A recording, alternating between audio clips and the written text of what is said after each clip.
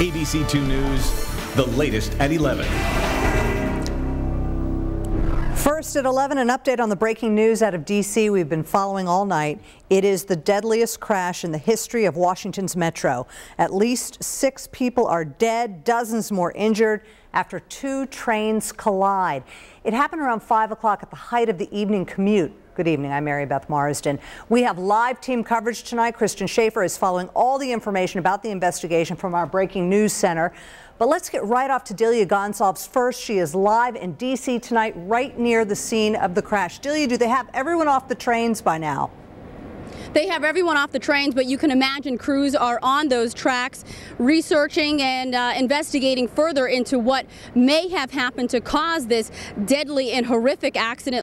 We're live in Northeast Washington tonight. Delia Gonsalves, ABC 2 News. Delia, thank you. Let's head now to ABC 2 News Breaking News Center with Christian Schaefer. Chris? Yeah, Mary Beth, you know, the red line is the busiest of the D.C. Metro system's 5 separate lines. As Delia said, they're trying to figure out exactly how they're going to handle the morning commute tomorrow and possibly the evening commute as well. Those officials held a brief news conference tonight to release what little information they have so far. Yeah, those trains, each of them had 6 cars on them, and each of the cars holds 200 people. So all told, there could have been 2,400 people combined on those 2 trains, but the trains were heading southbound during the rush hour towards Washington, D.C., so they might not have been as full as they might have been during, say, a morning rush hour. Washington, D.C.'s mayor says the next news conference to release more information is scheduled for 8 o'clock tomorrow morning. We're live at the Breaking News Desk. Christian Schaefer, ABC 2 News. Thanks, Chris. And as we've said, this is the deadliest Metro train accident since the lines opened back in 1976. Here are the most recent accidents. 16 people were injured in a derailment in January of 2007. In November of 2004, 20 were hurt when a train rolled backwards, hitting another train. During the blizzard of '96, a Metro operator was killed when a train failed to come to a complete stop on the snow-covered tracks. And before today, the deadliest accident came in January of 1982.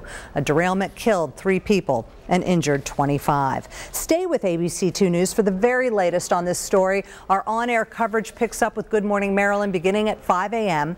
And Good Morning America will have more when they get going at 7 a.m. And of course, you can always go to abc2news.com anytime.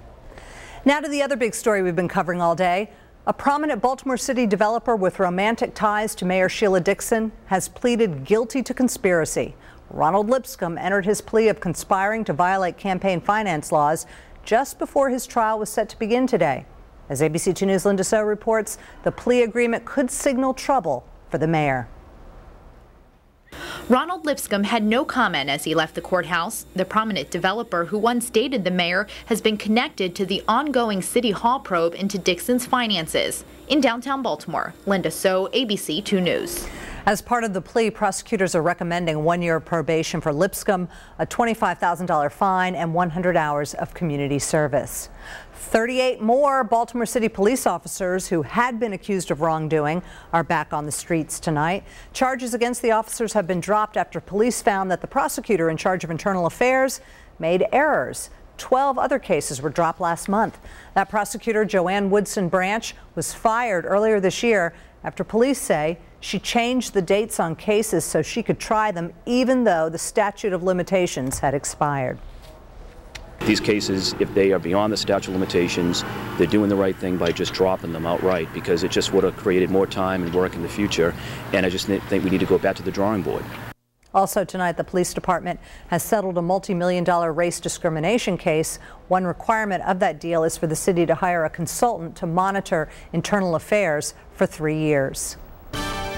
Earlier this afternoon and this evening, Maryland's most powerful radar was tracking some shower and thunderstorm activity moving along the eastern seaboard. That has now moved out of the area.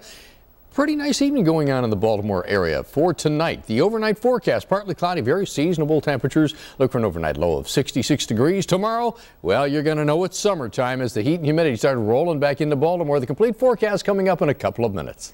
A Howard County violin instructor tonight faces more than a dozen counts of sexual abuse. This after an Ellicott City mother says the teacher assaulted her 11-year-old daughter during a private lesson. 67-year-old Ming-Yo Lang faces 16 counts of sexual assault against one of his students. Police say he assaulted the girl while her mother was right there. charging documents show that Lang told the girl it would make her perform better and is accused of doing it twice per session. The mother also reported to us that she was present at the time of these lessons but had an obstructed view. At this point, our goal really is to identify other possible victims of this man, and we think that it's very likely that there are others. Lang is free on bond tonight. Police are trying to determine, as you heard, if there are any more victims. Anyone with information that may help them is asked to call 410-313-3200. And police in Anne Arundel County need your help finding a registered child sex offender. His name is David Leroy McGee. Police say the 55-year-old has not been living at his last known address on Old Mill Bottom Road in Annapolis. They also say he hasn't registered under a new address. If you know where McGee is living or how police can contact him, you are urged to call the Sexual Offender Registry Squad at 410-222-3566.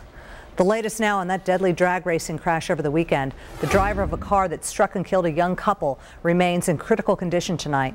Police say Daniel Rayburn was leaving the scene when he caused a chain reaction crash that killed 21-year-old Mary Catherine Abernathy of Columbia and Jonathan Henderson of La Plata.